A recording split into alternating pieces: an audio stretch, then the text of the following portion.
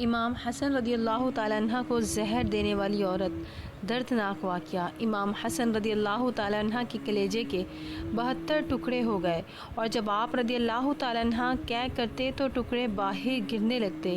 امام حسن رضی اللہ تعالیٰ عنہ اپنے بھائی اور امام حسن رضی اللہ تعالیٰ عنہ کے پاس آئے اور پوچھنے لگے، بھائی مجھے بتائیں کہ آپ کو زہر کس نے دیا؟ امام حسن رضی اللہ تعالیٰ عنہ نے لڑکھڑاتی آواز سے اس عورت کا نام بتایا۔ آئیے اس کے بارے میں سنتے ہیں۔ بسم اللہ الرحمن الرحیم۔ اہل بیت میں سے مجھے سب سے زیادہ محبت حسن رضی اللہ تعالیٰ عنہ اور حسین رضی اللہ تعالیٰ عنہ سے ہے۔ اللہ کے محبوب صلی اللہ تعالیٰ علیہ وسلم کو اپنے دونوں نواسے سیدنا امام حسن رضی اللہ تعالیٰ عنہ اور سیدنا امام حسین رضی اللہ تعالیٰ عنہ سے بہت محبت تھی۔ آپ صلی اللہ تعالیٰ علیہ وسلم نے ان دونوں شہزادوں کی شان کو خود بیان فرمایا تاکہ امت کو اندازہ ہو سکے کہ یہ دونوں بھائی کس عظمت و شان مقام و مرتبے کے ہیں۔ کئی احادیث ان شہزادوں گان سے رسول کی شان میں ہے۔ حضرت علی رضی اللہ تعالیٰ عنہ سے روایت ہے کہ جب سیدنا فاطمہ رضی اللہ تعالیٰ عنہ کے ہاں حضرت حسن رضی اللہ تعالیٰ عنہ کی پیدائش ہوئی تو نبی اکرم صلی اللہ تعالیٰ علیہ وسلم تشریف لائے اور فرمایا، میرا بیٹا مجھے دکھاؤ، تم نے اس کا نام کیا رکھا ہے؟ آپ رضی اللہ تعالیٰ عنہ فرماتے ہیں، میں نے عرض کی میں نے اس کا نام حرب رکھا ہے، تو آپ صلی اللہ تعالیٰ علیہ وسلم نے فرمایا نہیں بلکہ یہ تو حسن رضی اللہ تعالیٰ عنہ ہے۔ تو جب حسین رضی اللہ تعالیٰ عنہ کی ولادت ہوئی تو رسول اکرم صلی اللہ تعالیٰ علیہ وسلم تشریف لائے اور فرمایا، مجھے میرا بیٹا دکھاؤ، تم نے اس کا نام کیا رکھا ہے؟ آپ رضی اللہ تعالیٰ عنہ فرماتے ہیں کہ میں نے کہا میں نے اس کا نام حرب رکھا ہے، تو آپ صلی اللہ تعالیٰ علیہ وسلم نے فرمایا نہیں بلکہ یہ حسین رضی اللہ تعالیٰ عنہ ہے۔ پھر جب تیسرے بچے کی ولادت ہوئی تو رسول اکرم صلی اللہ تعالیٰ علیہ وسلم تشریف لائے اور فرمایا، مجھے میرا بیٹا دکھاؤ، تم نے اس کا نام کیا رکھا ہے؟ تو میں نے عرض کیا میں نے اس کا نام حرب رکھا ہے، تو آپ صلی اللہ تعالیٰ علیہ وسلم نے فرمایا نہیں بلکہ یہ محسن رضی اللہ تعالیٰ عنہ ہے۔ پھر فرمایا، میں نے ان کے نام حضرت ہارون علیہ السلام کی اولاد شبر، شبیر اور مشبر کے نام پر رکھے ہیں۔ حضرت عمران بن سلیمان رضی اللہ تعالیٰ عنہ بیان کرتے ہیں کہ حسن رضی اللہ تعالیٰ عنہ اور حسین رضی اللہ تعالیٰ عنہ دونوں جنتی ناموں میں سے ہیں۔ دور جاہلیت میں یہ نام کسی کے بھی نہ تھے۔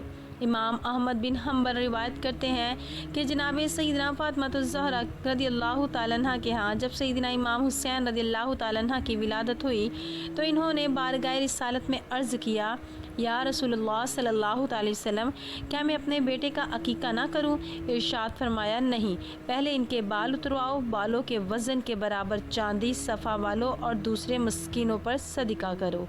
ام المؤمنین سیدنا عائشہ رضی اللہ تعالیٰ عنہ فرماتی ہیں کہ نبی اکرم صلی اللہ تعالیٰ علیہ وسلم نے فرمایا، حضرت امام حسن اور حضرت امام حسین رضی اللہ تعالیٰ عنہ کی پیدائش کے 7ویں دن بکریاں عقیقے میں ذبح فرمائیں۔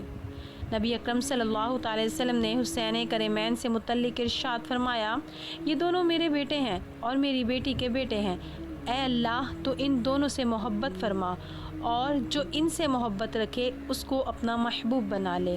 سیدنا ابو ہریرہ رضی اللہ تعالیٰ عنہ سے روایت ہے کہ نبی اکرم صلی اللہ تعالیٰ علیہ وسلم نے ارشاد فرمایا، جس نے حسن رضی اللہ تعالیٰ عنہ اور حسین رضی اللہ تعالیٰ عنہ سے محبت کی اس نے در حقیقت مجھ سے ہی محبت کی، اور جس نے حسن رضی اللہ تعالیٰ عنہ اور حسین رضی اللہ تعالیٰ عنہ سے بغض رکھا اس نے مجھ سے بغض رکھا۔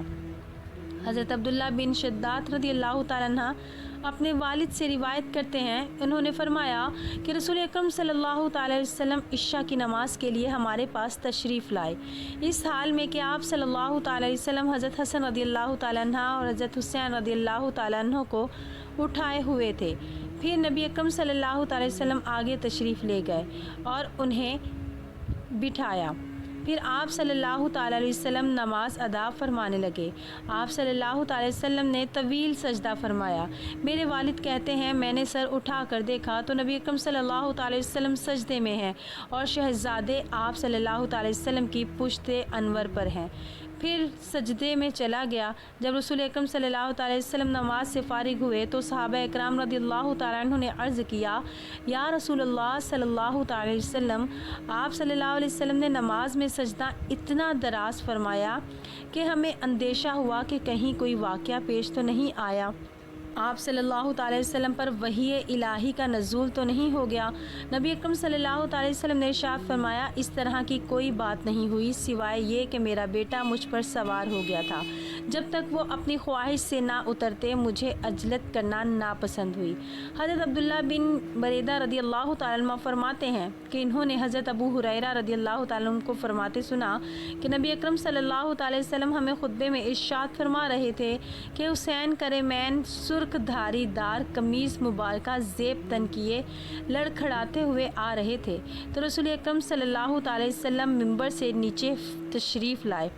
امام حسن رضی اللہ تعالیٰ عنہ اور امام حسین رضی اللہ تعالیٰ عنہ کو گود میں اٹھا لیا، پھر منبر مقدس پر رونق افروز ہو کر ارشاد فرمایا، اللہ تعالیٰ نے سچ فرمایا، تمہارے مال اور تمہاری اولاد ایک امتحان ہے۔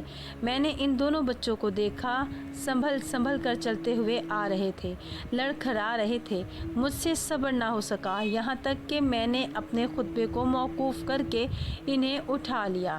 حضرت امام حسین کو اسلام میں شہید کا درجہ دیا گیا۔ ان کی شہادت کی کہانی ہر کسی کو رلا دیتی ہے۔ امام حسین کی یاد میں ہی محرم کے مہینے میں ان کی شہادت کو یاد کیا جاتا ہے۔ آج کی اس ویڈیو میں ہم حضرت امام حسین کے بارے میں تفصیل سے جانیں گے۔ حضرت امام حسین پیغمبر اسلام حضرت محمد مصطفیٰ صلی اللہ تعالی وسلم کے نواسے اور حضرت علی رضی اللہ تعالی عنہ اور حضرت فاطمہ رضی اللہ تعالی عنہ کے بیٹے تھے۔ حضرت امام حسین رضی اللہ تعالی عنہ کی پیدائش اسلامی کیلنڈر کے حساب سے 3 شعبان سن 4 ہجری اور انگریزی کے حساب سے 8 جنوری 626 عیسوی میں مدینے میں ہوئی تھی۔ حضرت امام حسین رضی اللہ تعالیٰ عنہ کی 6 اولادیں تھیں، جن کے نام کچھ اس طرح ہیں: امام زین العابدین، علی اکبر، علی اصغر، امام جعفر، فاطمہ صغریٰ بنت حسن، سکینہ بنت حسین۔ حضرت امیر معاویہ رضی اللہ تعالیٰ عنہ کے وصال کے بعد آپ کے بیٹے یزید کو خلافت مل جاتی ہے۔ یزید ایک بدترین اور بدبخت شیطان تھا، شراب پیا کرتا تھا، زنا کیا کرتا تھا۔ یزید کو جب خلافت ملی تو یزید سمجھ گیا کہ میری اس خلافت کو حضرت امام حسین رضی اللہ تعالیٰ عنہ کبھی قبول نہیں کریں گے۔ اسی لیے یزید نے مدینہ منورہ کے گورنر ولید بن عتبہ کو خطبہ لکھا اور اس میں لکھا کہ حسین بن علی، عبداللہ بن عمر اور عبداللہ بن زبیر رضی اللہ تعالیٰ عنہ میری بیعت کو مان لیں گے اور نہیں مانتے تو ان پر ظلم و ستم کرنا۔ امام حسین رضی اللہ تعالیٰ عنہ نے یزید کی بیعت کرنے سے انکار کر دیا، کیونکہ یزید آپ رضی اللہ تعالیٰ عنہ کے نزدیک مسلمانوں کی امامت اور خلافت کے ہرگز لائق نہیں تھا، کیونکہ آپ رضی اللہ تعالیٰ عنہ جانتے تھے کہ یزید فاسق و فاجر تھا، زنا کیا کرتا تھا، شراب پیا کرتا تھا، ظالم تھا۔ امام حسین رضی اللہ تعالیٰ عنہ مدینہ تشریف چھوڑ کر مکہ شریف تشریف لے آئے۔ جب آپ رضی اللہ تعالیٰ عنہ کو مکہ شریف میں کوفیوں کے ڈھیر سارے خط آنے لگے تو خطوں میں لکھا ہوا تھا کہ امام حسین آپ کوفہ تشریف لے آئیے، یہاں پر یزید کا ظلم و ستم بڑھتا جا رہا ہے، ہم آپ سے بیعت کریں گے، یزید کی بیعت ہمیں ہرگز قبول نہیں ہے۔ آپ رضی اللہ تعالیٰ عنہ نے حالات کو سمجھنے کے لیے اپنے بھائی مسلم بن عقیل رضی اللہ تعالیٰ عنہ کو یہ کہہ کر کوفہ شہر بھیجا کہ جا کر وہاں کے حالات معلوم کرو کہ وہاں کے حالات کیسے ہیں۔ تو حضرت مسلم بن عقیل رضی اللہ تعالیٰ عنہ کوفہ پہنچے تو وہاں کے لوگوں نے بڑے ہی احترام کے ساتھ آپ کا استقبال کیا۔ حضرت مسلم بن عقیل کے ہاتھوں میں 18,000 لوگوں نے بیعت کر لی اور حضرت مسلم بن عقیل نے اپنے بھائی حضرت امام حسین رضی اللہ تعالیٰ عنہ کے نام میں خط روانہ کر دیا کہ اس میں آپ نے لکھا کہ یہاں کے حالات بالکل صحیح ہیں اور 18,000 لوگوں نے بیعت بھی کر لی ہے، لہٰذا آپ کوفہ جلد سے جلد تشریف لے آئیے۔ جب یزید نے ان لوگوں کو دھمکیاں دی تو لوگ اپنی بات سے مکر گئے اور امام مسلم بن عقیل رضی اللہ تعالیٰ عنہ کو شہید کر دیا۔ کوفہ کے حالات اتنے بدل چکے تھے کہ وہ لوگ جو حضرت مسلم بن عقیل رضی اللہ تعالیٰ عنہ سے محبت کا دعویٰ کر رہے تھے، اب وہی لوگ آپ رضی اللہ تعالیٰ عنہ کی جان کے دشمن بن گئے۔ وہیں دوسری طرف مکے میں حضرت مسلم بن عقیل رضی اللہ تعالیٰ عنہ کا بھیجا ہوا خط حضرت امام حسن رضی اللہ تعالیٰ عنہ تک پہنچ جاتا ہے، جس خط میں لکھا ہوا تھا کہ کوفہ کے حالات بہت اچھے ہیں، آپ جلد سے جلد یہاں تشریف لے آئیے۔ لہٰذا حضرت امام حسین رضی اللہ تعالیٰ عنہ نے جیسے ہی وہ خط پڑھا تو حضرت امام حسین رضی اللہ تعالیٰ عنہ نے فوراً کوفے جانے کی تیاری شروع کر دی۔ حضرت امام حسین رضی اللہ تعالیٰ عنہ اپنے تمام اہل خانہ کے ساتھ کوفے کے لیے روانہ ہوئے۔ یہاں حضرت امام حسین رضی اللہ تعالیٰ عنہ کوفے کے لیے چل پڑے۔ حضرت حسین بن علی کو حضرت مسلم بن عقیل کی شہادت اور کوفے والوں کی بے وفائی کی خبر اس وقت ملی تھی جب آپ مکہ شریف سے کوفے کی طرف روانہ ہو چکے تھے۔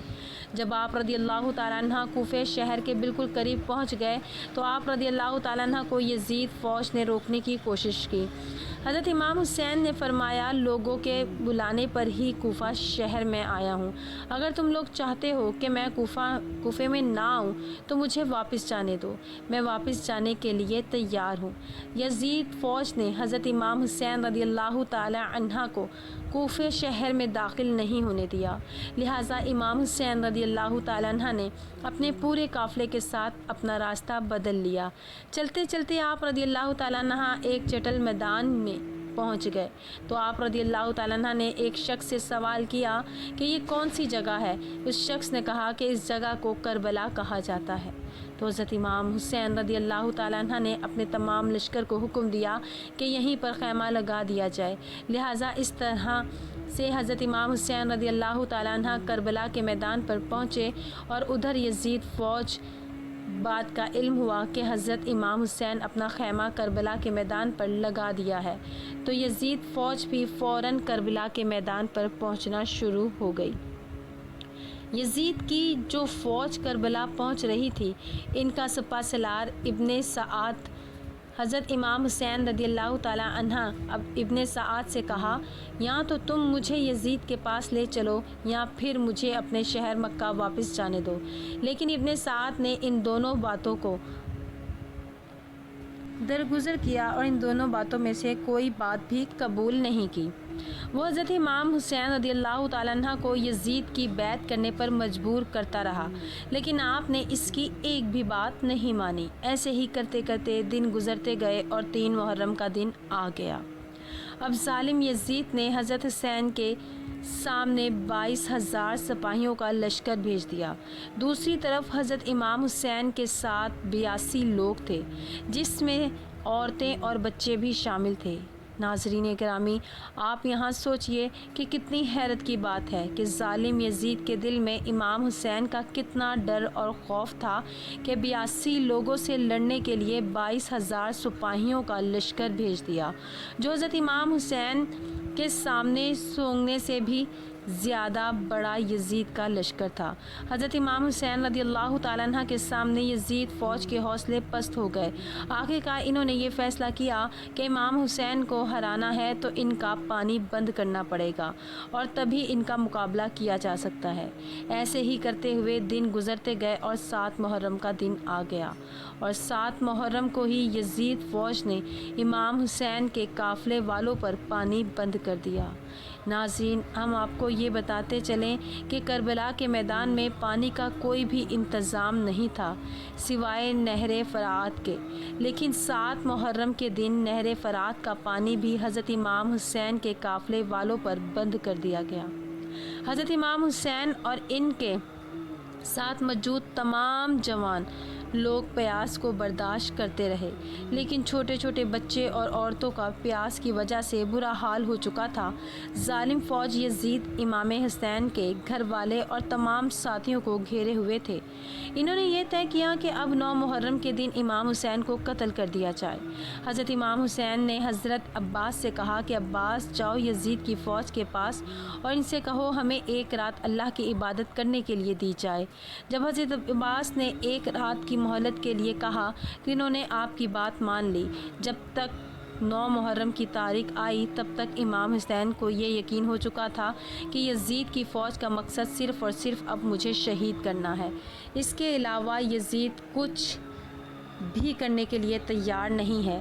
اس لیے حضرت امام حسین نے 9 محرم کی رات میں اپنے تمام خیمے والوں کو ایک جگہ پر اکٹھا کیا اور آپ نے کہا، یہ بات تو طے ہو چکی ہے کہ یہاں پر موجود سبھی لوگ ان دنوں کے اندر ہی شہید کیے جائیں گے، اس لیے یہاں موجود آپ میں سے جو بھی واپس لوٹنا چاہتا ہے وہ لوٹ سکتا ہے۔ حضرت امام حسین نے فوراً خیمے میں چلے گئے، تمام دیوں کو بجھا دیا اور تمام دیے بند کر دیے اور اندھیرا کروا دیا تاکہ جو بھی جانا چاہے وہ بلا جھجک چلا جائے۔ تھوڑی دیر کے بعد جب دیوں کو دوبارہ جلایا گیا، سارے کے سارے لوگ بیٹھے آنسو بہا رہے تھے، کوئی بھی حضرت حسین رضی اللہ تعالیٰ عنہ کو اکیلا چھوڑ کر جانے کے لیے تیار نہیں تھا۔ ناظرین، آخر کار 10 محرم کا دن آ گیا اور حضرت امام حسین رضی اللہ تعالیٰ عنہ اور یزید کی فوج کے بیچ جنگ شروع ہو گئی۔ یہاں ایک طرف یزید کی ایک بڑی فوج تھی تو وہیں دوسری طرف امام حسین کے ساتھ صرف اور صرف 72 لوگ تھے۔ اتنے میں فوج یزید کا حملہ شروع ہو چکا تھا اور ہر شہید شہادت کا جام خوشی سے پیتا گیا۔ کبھی قاسم شہید ہوئے تو کبھی علی اکبر شہید ہوتے تو کبھی اون محمد شہید ہوتے۔ 3 دن کے پیاسے امام حسین کے گھر والے اور تمام لوگ یزید فوج سے جنگ کرتے رہے اور ایک ایک کر کے شہید ہوتے گئے۔ حضرت عباس علمدار سے حضرت امام حسین رضی اللہ تعالیٰ عنہ کے 6 مہینے کے بیٹے علی اصغر کی پیاس نہیں دیکھی گئی۔ آپ رضی اللہ تعالیٰ عنہ نے ایک مشکیزہ لیا اور گھوڑے پر سوار ہو کر نہر فرات کے کنارے پہنچ گئے اور آپ رضی اللہ تعالیٰ عنہ نے مشکیزہ بھر لیا، لیکن جب آپ پانی لے کر واپس لوٹنے لگے تو یزید فوج نے آپ کے اوپر لگاتار تیر برسانا شروع کر دیے۔ حضرت عباس جب تک حضرت امام حسین کے خیمے تک پہنچ پاتے تب تک یزید فوج نے لگاتار تیر چلا کر حضرت عباس علمدار کو شہید کر دیا۔ اس طرح حضرت عباس علمدار شہید ہو گئے اور اسی طرح ایک ایک کر کے تمام اہل بیت کے نوجوان شہید ہو گئے اور ہاشمی شیر شہادت کا جام پیتے گئے۔ دھیرے دھیرے کر کے جب حضرت امام حسین کو سبھی لوگ شہید ہو گئے تو اس کے بعد حضرت امام حسین نے خود میدان میں تلوار لے کر نکلنے کا فیصلہ کیا۔ امام حسین اپنی تلوار سے کافی لمبے وقت تک یزید فوج کا اکیلے مقابلہ کرتے رہے۔ حضرت امام حسین کے تنہا ہونے کے باوجود بھی آپ کے مقابلے میں کوئی بھی نہیں آنا چاہتا تھا اور اس کی صرف ایک ہی وجہ تھی کہ آپ حضرت علی رضی اللہ تعالیٰ عنہ کے بیٹے تھے۔ یزید فوج کو یہ یقین ہو گیا تھا کہ ہم کسی بھی طرح سے علی کے بیٹے کا مقابلہ نہیں کر سکتے، اسی لیے یزید فوج کے کمانڈر نے اپنے تمام فوجیوں کو امام حسین کے اوپر ایک ساتھ حملہ کرنے کا حکم دیا۔ پھر تمام یزید فوج کے سپاہی حضرت امام حسین پر ایک ساتھ مل کر حملہ کر رہے تھے، لیکن اس کے باوجود بھی حضرت امام حسین رضی اللہ تعالیٰ عنہ لگاتار یہ ثابت کر رہے تھے کہ باطل چاہے تعداد میں کتنا بھی زیادہ ہو لیکن وہ حق اور سچ کے مقابلے میں بالکل بھی ٹک نہیں سکتا۔ جب حسینیت اور یزادیت کے بیچ سب سے خطرناک جنگ چل رہی تھی کہ اسی بیچ میں اچانک سے نماز عصر کا وقت ہو گیا۔ حضرت امام حسین نے ایسے مشکل وقت میں ایسی زخمی حالت میں بھی عصر کی نماز پڑھنے کا ارادہ کیا۔ جبکہ چاروں طرف سے حملہ لگاتار ہو رہا تھا تو حضرت امام حسین رضی اللہ تعالیٰ عنہ نے جیسے ہی نماز پڑھنا شروع کیا اور یزید فوج کو وہ موقع مل گیا جس کا وہ لوگ ایک لمبے وقت سے انتظار کر رہے تھے، جیسے ہی حضرت امام حسین رضی اللہ تعالیٰ عنہ سجدے میں گئے تو شمر جل جوشن نے آپ کی گردن پر تلوار چلا کر آپ کے سر کو جسم سے جدا کر دیا۔ حضرت امام حسین رضی اللہ تعالیٰ عنہ کی شہادت کے بعد آپ کے سر مبارک کو نیزے پر رکھ کر پورے کوفہ میں گھمایا تھا۔ آپ رضی اللہ تعالیٰ عنہ کے سر مبارک کو گلی گلی میں گھما کر جلوس نکالا گیا تھا۔ کربلا کی اس جنگ میں حضرت امام حسنین رضی اللہ تعالیٰ عنہ کے گھر والوں میں سے صرف آپ کی ایک اولاد ہی بچی تھی، جن کا نام حضرت زین العابدین تھا۔ اس کے علاوہ حضرت امام حسنین کے تمام عورتوں کو قیدی بنا کر کوفہ شہر لایا گیا تھا۔ بھلے ہی اس دن حضرت حسنین رضی اللہ تعالیٰ عنہ کو شہید کر دیا تھا، لیکن آج بھی حضرت امام حسنین رضی اللہ تعالیٰ عنہ پوری دنیا میں قیامت تک کے لیے زندہ ہیں۔ اور یزید ڈوب گیا شام کے اندھیروں میں، حسنین چمک اٹھے دنیا میں روشنی کی طرح۔ حضرت امام حسنین نے اسلام کے لیے اپنے آپ کو اور اپنوں کو قربان کر دیا، اور ہمیں یہ سبق ملتا ہے کہ کسی بھی حالت میں نماز نہیں چھوڑنی چاہیے۔ حضرت امام حسنین رضی اللہ تعالیٰ عنہ نواسۂ رسول صلی اللہ تعالیٰ علیہ وسلم اگر اللہ تعالیٰ سے دعا مانگتے، اللہ تعالیٰ کربلا کے میدان میں فرشتوں کو بھیج دیتا۔